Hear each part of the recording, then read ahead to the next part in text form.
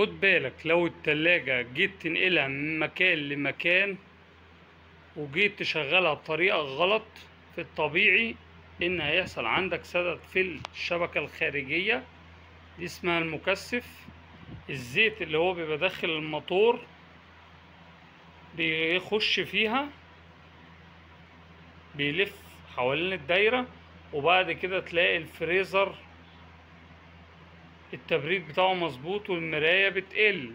كمل معايا بقية الفيديو وانا هشرح لك ايه هو السبب والحل.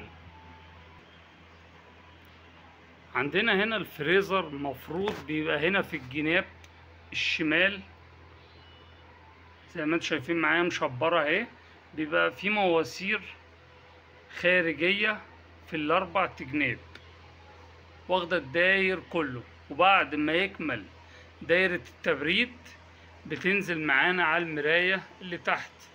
وانا هقول لكم ايه افضل طريقة عشان تشيل التلاجة بالاتجاه المظبوط. عندنا هنا ده الكباس، تمام، وده زي ما انا قلت لحضراتكم المكثف. البداية بتاعته بتبقى من هنا، الماسورة اللي هي الكبس اللي احنا بنجرب عليها، الماسورة اللي هي الدخول، تمام، بتلف معانا زي ما انتم شايفين من المكثف لحد اللفة كاملة اهي.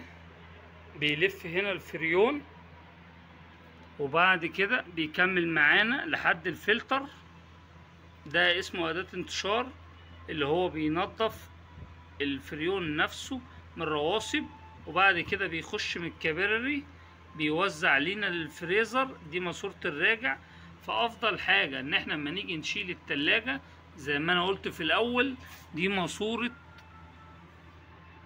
الخدمة اللي هي بيسموها بلف الشحن، إننا المفروض التلاجة تبقى على الجنب الشمال من الشيلة، عشان الموتور هنا بيبقى جواه زيت، ما ينفعش ان احنا نجيبه على الناحية اليمين عشان المواسير اللي شايفينها ما يلفش الزيت حواليها ويتحرك معانا للشبكة الخارجية، وبعد كده يحصل انسداد، ان الفريزر تلاقي فيه تبريد كويس وبعد كده المراية بتقل. فانسب حاجة ان احنا بنملها على اتجاه اللي هو فيه بلف الشحن. طب امتى اشغلها؟ المفروض الطبيعي ان بعد يومين او 3 يكون الزيت رجع لمكان الموتور عشان التلاجة تشتغل معانا تمام.